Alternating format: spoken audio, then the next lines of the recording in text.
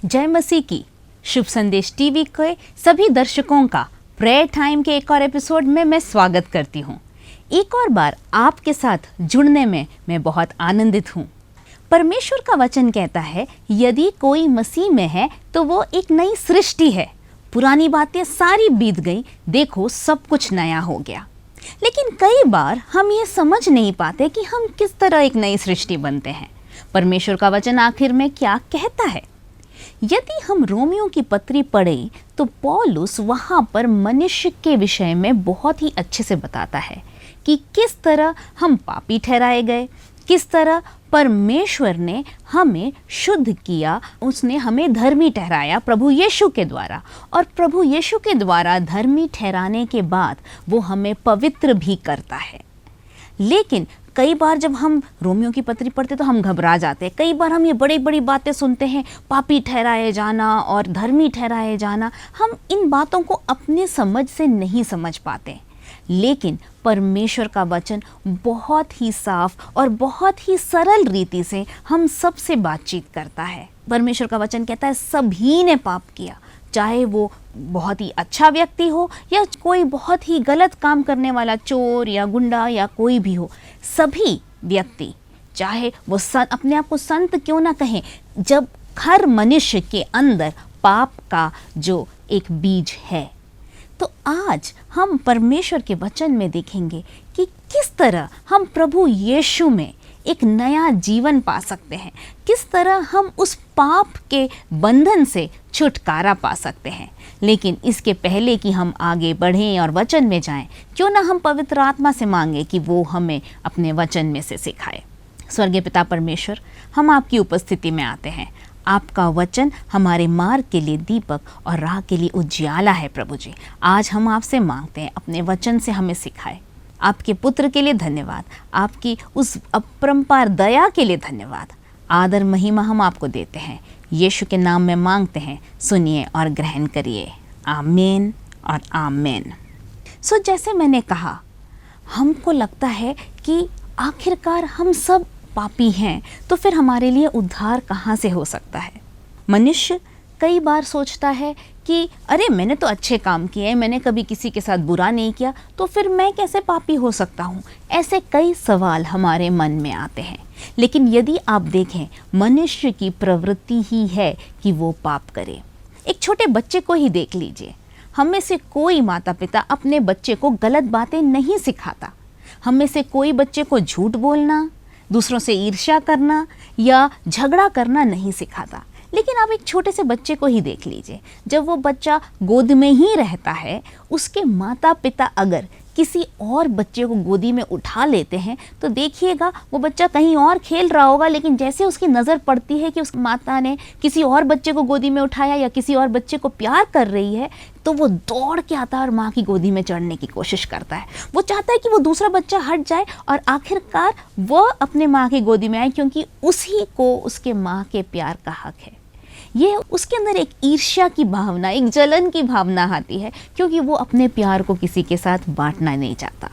थोड़ा और बड़ा होता है तो बच्चे जब खेलते हैं, कई बार उनसे गलतियां हो जाती है, कुछ टूट जाता है। आप जब वो टूटता है, अगर आप उनसे पूछो ये कैसे, ये किसने गिराया, आपने तोड़ा, उनकी पहली प्रतिक्रिया कई बार यही होती है कि वो झूठ बोल देते, नहीं मैंने नहीं। या फिर जब आपस में खेलते हैं, किसी से चोट लग गई तो एकदम उनकी प्रतिक्रिया होती है उसको भी मैं चोट पहुंचाऊं, बदले की भावना। ये सब कहाँ से आए? माता पिता तो बच्चों को नहीं सिखाते कि तुम बदला लो। माता पिता तो ये नहीं सिखाते कि तुम झूठ बोलो, गलती हो जाए तो छुपाओ उसको, किसी और को नहीं। यह सब इसलिए है क्योंकि हमारे अंदर पाप का बीज है। यदि हम वचन पढ़ें उत्पत्ति की पुस्तक में, परमेश्वर ने अदन की वाटिका में आदम और हवा को रखा। आदम, उसने सृष्टि जब की, उसने सब चीज़ें अपने शब्दों से बनाई। उसने बोला उजियाला हो तो उजियाला हो गए, और उसने बोला चांद तारे उत्पन्न हो तो चांद तारे आ गए। उसने पेड़ पौधे जानवरों को सबको अपनी बोल से बनाया। किंतु मनुष्य की रचना उसने अपने हाथों से की। उसने मिट्टी को एक रूप दिया, उनके मुंह में अपनी श्वास दी। मनुष्य परमेश्वर की स्वरूप में रचा गया था। ये हम उत्पत्ति की पुस्तक में देखते हैं। किंतु जल्द ही शैतान ने पाप लाकर मनुष्य को अपने चंगुल में ले लिया। वो रिश्ता जो परमेश्वर और मनुष्य का था, जो हमेशा के लिए परमेश्वर चाहते थे कि वो संगति बनी रहे, कि मनुष्य उनके साथ उस प्रेम के संगति, उस आज्ञाकारिता के संगति मनुष्य परमेश्वर के स्वरूप में बना रहे, लेकिन शैतान को वो न भाया। हम सब जानते हैं, वचन बताता है अदन की वाटिका में जो एक फल था, सही और बुरे के ज्ञान का जो वृक्ष, उसके फल को न खाने बोला था, लेकिन जब सर्प आता है हवा के पास, वो हवा से कहता है कि नहीं, तुम इसको खाओगे तो तुम मरोगे नहीं, लेकिन तुम परमेश्वर के समान हो जाओगे। वो वहाँ पर एक शक पैदा करता है कि क्या सचमुच परमेश्वर ने ऐसा कहा, क्या तुम्हें सचमुच लगता है ऐसा होगा, और वहाँ से वो उसे पाप करने में मजबूर कर देता है। न केवल हवा लेकिन आदम दोनों ही पाप में गिर जाते हैं और उस तरह मनुष्य जाति पाप में आ गया। लेकिन वचन अगर हम पढ़ें, रोमियो की जब पुस्तक को हम पढ़ते हैं तो इसमें पौलुस विश्वास की जो नींव वाली बातें हैं, जो आधार है, उसके विषय में बहुत अच्छे से बताते हैं। और पौलुस जब रोमियो की पत्री लिखता है, उसके पहले अध्याय से तीसरे अध्याय के आधे तक वो दुनिया को बता रहा है, हमें समझा रहा है कि किस तरह हम पापी ठहराए गए। वो कहता है हर एक व्यक्ति पापी है और कोई ऐसा नहीं कह सकता कि अरे मेरे को तो पता ही नहीं था मैं पापी हूँ, क्योंकि हम सब अपने जीवन में कहीं ना कहीं गलतियाँ करते हैं। हम देखते हैं कि एक ईश्वर है, कई लोग बोलते हैं हमें नहीं मालूम ईश्वर है। क्या हम सूरज चांद सितारों को देखकर हम नहीं बोल सकते कि एक ईश्वर है? कैसे है कि प्रति साल एक एक जो हमारे ऋतु हैं उसके समय में आती है, सर्दी का मौसम, फिर उसके बाद बसंत का मौसम है, फिर हमारी गर्मी का मौसम, फिर बारिश और फिर सर्दी। ये कौन इन सबको नियंत्रित करता है?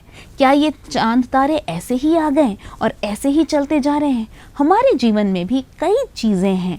मनुष्य के शरीर स्वयं ऐसा है कि आज तक इसको समझ नहीं पाए हैं पूरी तरह। हम पूरी तरह हर एक चीज़ को नहीं समझ पाए हैं, और परमेश्वर एक है जिसने उसकी रचना की।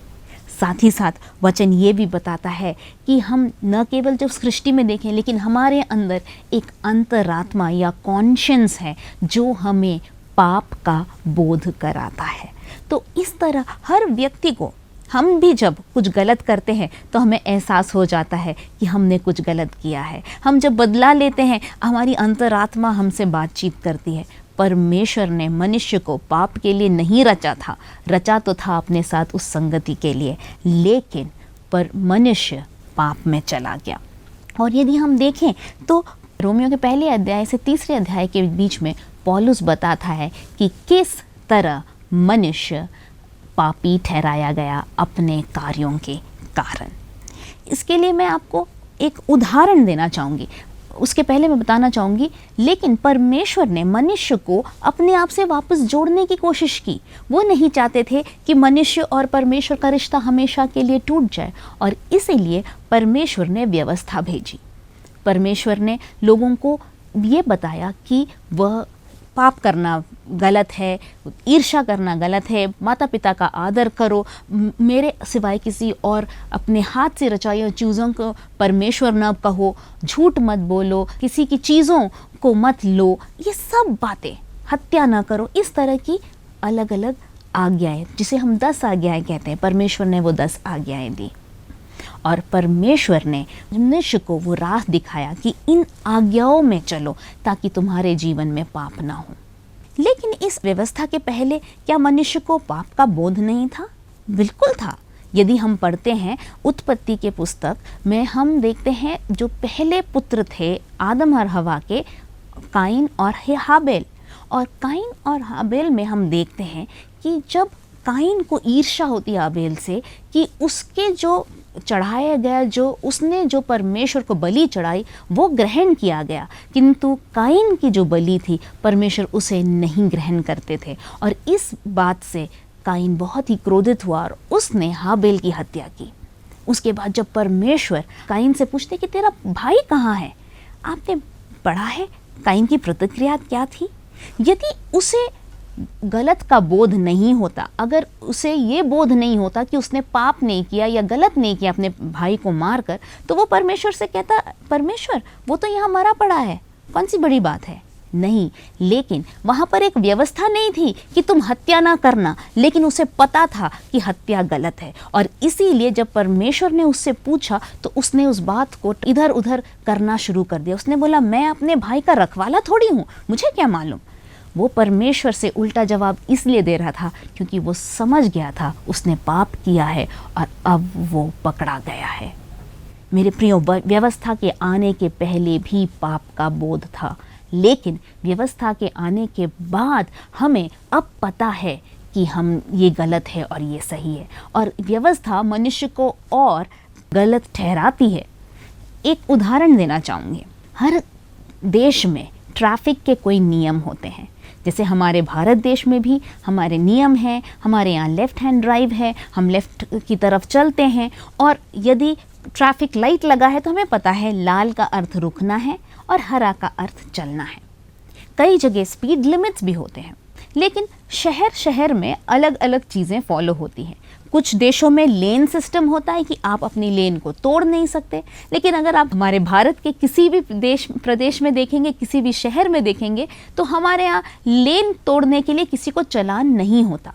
लेकिन शायद आप किसी विदेश देशों में जाएंगे जहाँ पर लेन सिस्टम होता है, एक लेन चेंज करने पर भी आपको चालान मिल सकता है।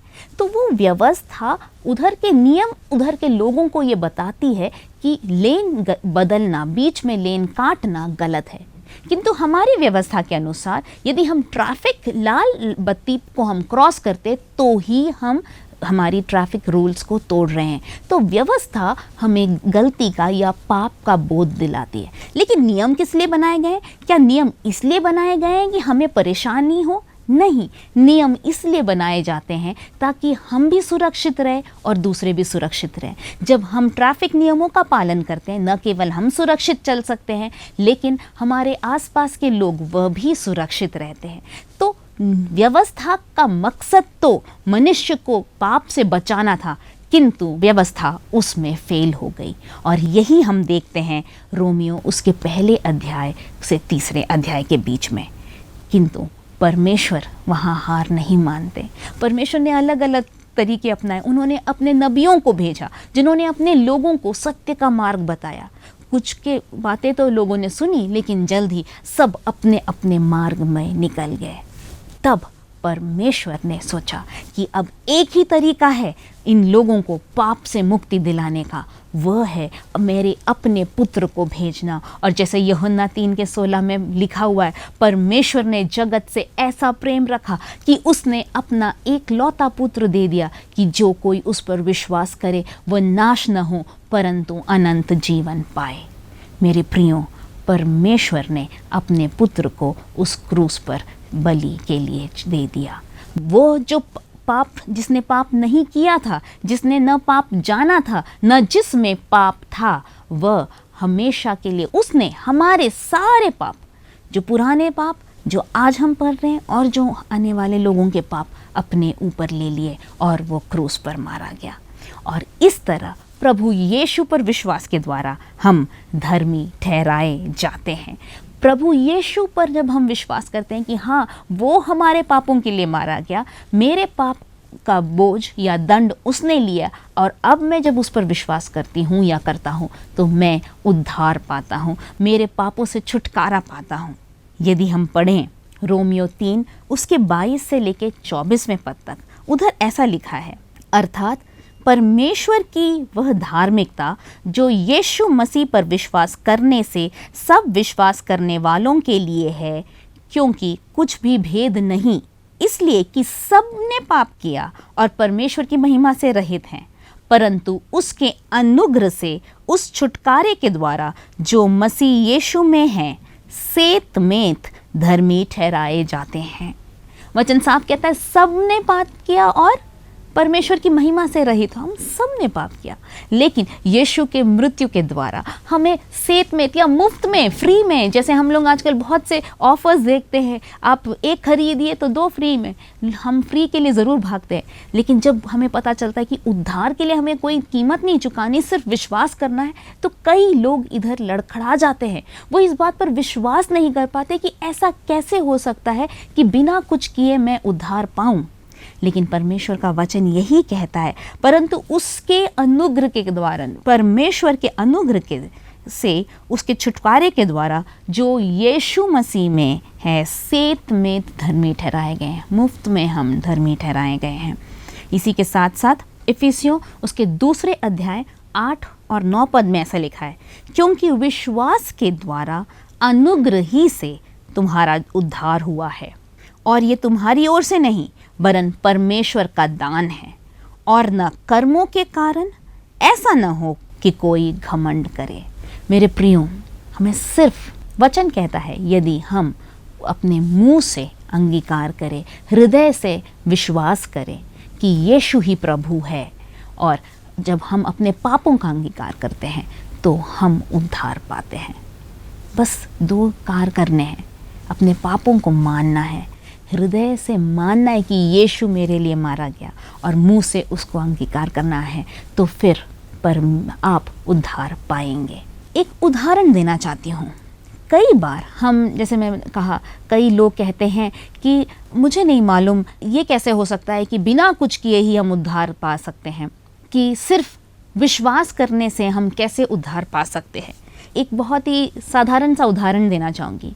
यदि आप सोचिए, आप लोग में से बहुत से लोग आजकल रेस्टोरेंट में गए होंगे, जैसे मैकडॉनल्ड्स है, पिज़्ज़ा हट है। मैकडॉनल्ड्स की बात ले लीजिए, तो हम कैसे वहाँ पर जब जाते हैं तो आप देख सकते हैं वहाँ मेन्यू का लगा रहता है, या तो मेन्यू कार्ड मिलता है या स्क्रीन पे ही आपको दिख जाते हैं। आप पहले इस बात का निर्णय करते हैं कि आपको क्या खाना है, उसके बाद आप काउंटर पे जाते हैं, और काउंटर पे आप अपने जो भी आपके चीज़ें आपको ख़रीदनी है, जहाँ खाना चाहते हैं, आप वो बताते हैं। वो व्यक्ति उसको नोट डाउन करता है, आपके लिए एक बिल जनरेट होता है, आप वहाँ पर उसको पे करते हैं, पैसे देते हैं, और आपको एक स्लिप मिलता है, और वो आदमी कहता है कि आपका टोकन नंबर फलाना है, और वो कहता है हमारे स्क्रीन में जब आपका नंबर दिखेगा, इस स्लिप को लेके आइए, आप इसे दीजिए उनको, और वो आपको आपका खाना देंगे। मान लीजिए आप मैकडॉनल्ड्स में जाते हैं, आप कहते हैं कि अच्छा मुझे आज मैकबर्गर खाना है, और वहाँ जाके आप काउंटर में बोलते हैं और वो स्लिप देते हैं, और आप बैठ जाते हैं। थोड़ी देर में आप देखते हैं अरे मेरा नंबर नहीं आया, आप गुस्सा हो जाते हैं कि ये क्या बात है, मैं इतनी देर यहाँ रहा। अगर बोलते कि अब मैं जाऊँगा कंज्यूमर कोर्ट में कि मैंने इनको पैसे दिया और तुरंत इन्होंने मेरे हाथ में खाना नहीं दिया, तो क्या कंज्यूमर कोर्ट वाले उस बात को मानेंगे? वो कहेंगे कि आपने बिल ज़रूर लिया, लेकिन आपको अपने नंबर, अपने टोकन नंबर का इंतज़ार करना है। बिल लेने के बाद आपका जब नंबर आएगा तो ये बिल ले जाके एक्सचेंज करेंगे, तभी आपको वह खाने का पदार्थ या बर्गर या जो भी आपने ख़रीदा मिलेगा।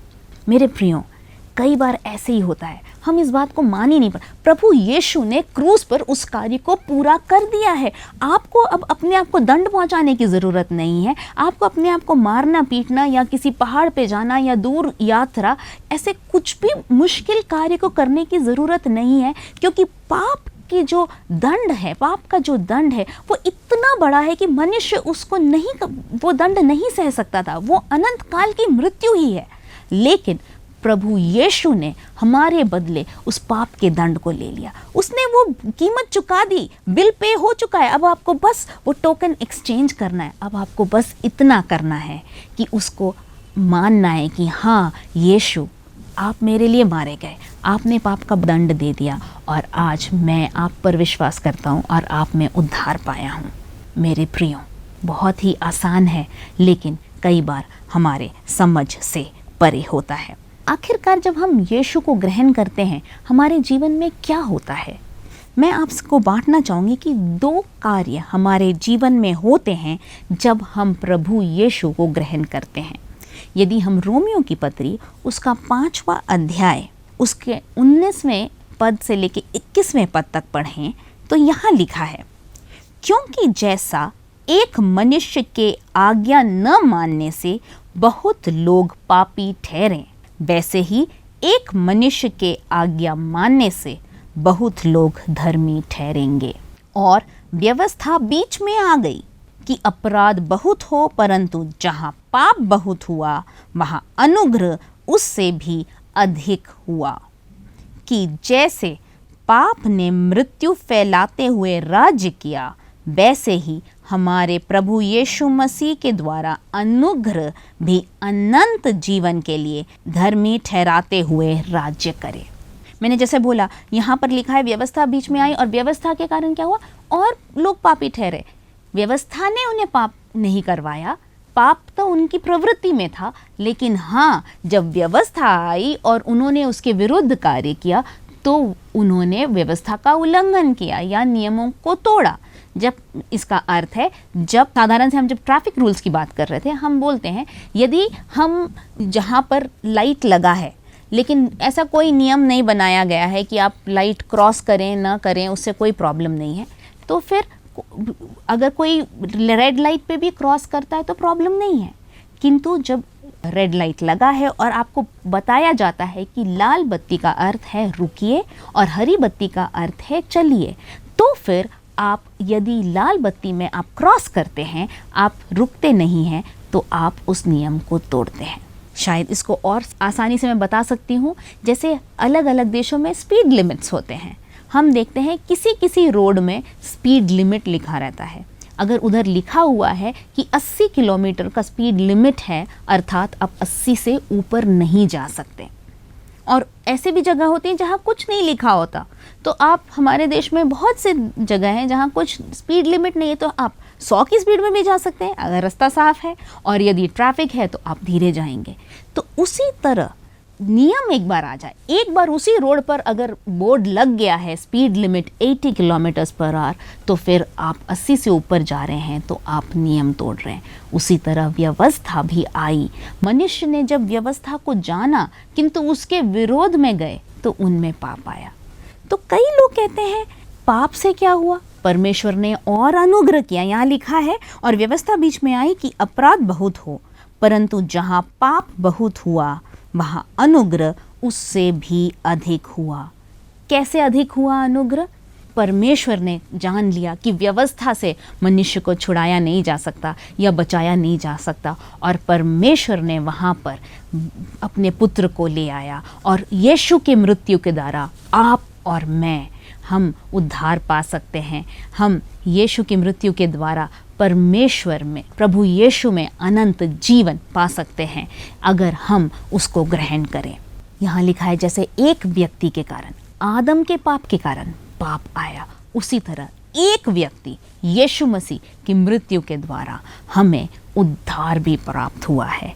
क्या हम उस उद्धार को मान रहे हैं? जब हम यीशु मसीह पर विश्वास करते हैं, दो बातें होती हैं। मैंने कहा, सबसे पहले हम पापों से बरी होते हैं। बरी होने का अर्थ क्या है? हमारे ऊपर जितने भी इल्ज़ाम हैं वो हट जाते हैं। हम अक्सर ये शब्द कोर्ट केस में सुनते हैं कि अरे ये अपराधी उस केस से बरी हो गया। बरी होने का अर्थ है कि इसके विरोध में जो भी बातें थी, जो भी इल्ज़ाम लगाए गए थे, वो हट गए। हमारे विरुद्ध पाप के इल्ज़ाम थे, शैतान बोलता था इसने ये पाप किया, ये पाप किया, सारी चीज़ें शैतान नोट करके रखा है। लेकिन जिस दिन हम यीशु को ग्रहण करते हैं, हम बोलते हैं, हे यीशु, मैं आपके पास आता हूँ, मैं आपको अपना उद्धारकर्ता स्वीकार करता हूँ, मेरे पापों को आप क्षमा कर दीजिए। जब हम वो बोलते हैं तो यीशु के लहू से हम धुल जाते हैं, और उसके बाद जब शैतान हमारे विरुद्ध कुछ बोलने आता है तो यीशु का लहू दिखता है उसको। परमेश्वर बोलते हैं नहीं, वो यीशु के लहू में ढपा है, अब उस पर कोई पाप नहीं, अब उसके ऊपर कोई इल्ज़ाम नहीं। आप और मैं हमारे पापों से बरी हो जाते हैं। दूसरी बात जो होती है, जब हम प्रभु यीशु को ग्रहण करते हैं तो वो हमें अपनी धार्मिकता पहना देता है। जैसे मैंने कहा, पहले जब हम खड़े थे परमेश्वर के सामने, हमारे जो कपड़े थे वो गंदे, पाप से गंदे थे। लेकिन यीशु ने क्या किया? अपने आप के बलि से उसने क्या कर दिया? वो पाप के, मैंने बोला वो बरी हो गए, तो वो पाप के गंदे कपड़े हट गए हैं। लेकिन उसने हमें वहाँ नहीं छोड़ा कि सिर्फ हमारे पाप के गंदे कपड़े हटा दिए, लेकिन उसने अपनी धार्मिकता, एक नया ड्रेस दिया है, एक नया रोब दिया है, नया चोंगा दिया है, जिसको हमको पूरी तरह ढाक लिया है। आज हम परमेश्वर की धार्मिकता में ढक गए हैं।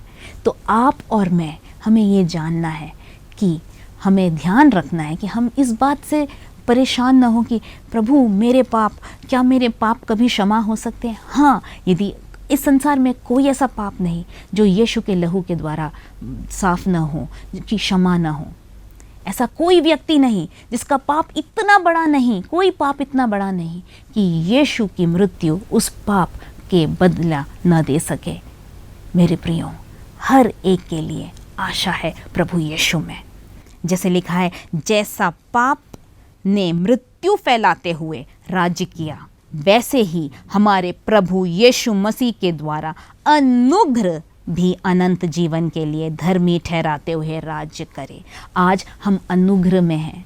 प्रभु का अनुग्रह है जिसके द्वारा हमारे कोई कामों के कारण नहीं, हमारे कुछ बोल के कारण नहीं, हमारे कुछ चढ़ावे के कारण नहीं।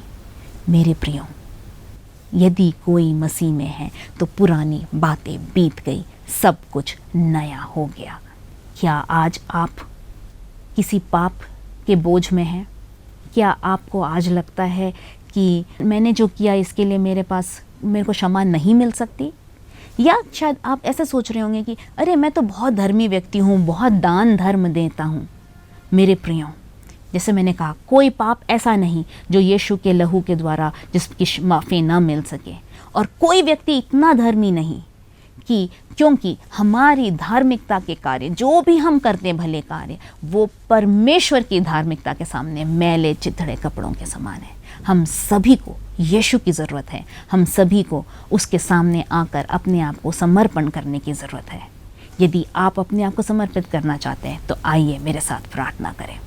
स्वर्गीय पिता परमेश्वर, प्रभु जी, हम धन्यवाद देते हैं कि आज हम आपके चरणों में आ सकते हैं, हम आपके उस सिंहासन के पास आ सकते हैं। प्रभु जी, हमारे पापों को आपने दूर किया है। प्रभु जी यीशु, आपने हमारे पापों को अपने ऊपर ले लिया। आपके हाथों में कीले हमारे गलत कामों के लिए ठोकी गई, आपके पैरों पे कीले ठोकी गई क्योंकि हम जो गलत जगहों में गए। प्रभु जी, आपके सर पे वो कांटों का ताज इसलिए लगाया गया क्योंकि हमारे विचार अपवित्र थे। प्रभु जी, हालेलुया।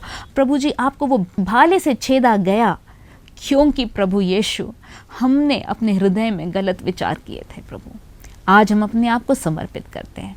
प्रभु, अपनी धार्मिकता की चादर हमें उड़ा दे। प्रभु जी, अपनी धार्मिकता से हमें कवर कर ले। प्रभु जी, हम आप में बने रहना चाहते हैं। यीशु के नाम में हम मांगते हैं, आमीन और आमीन।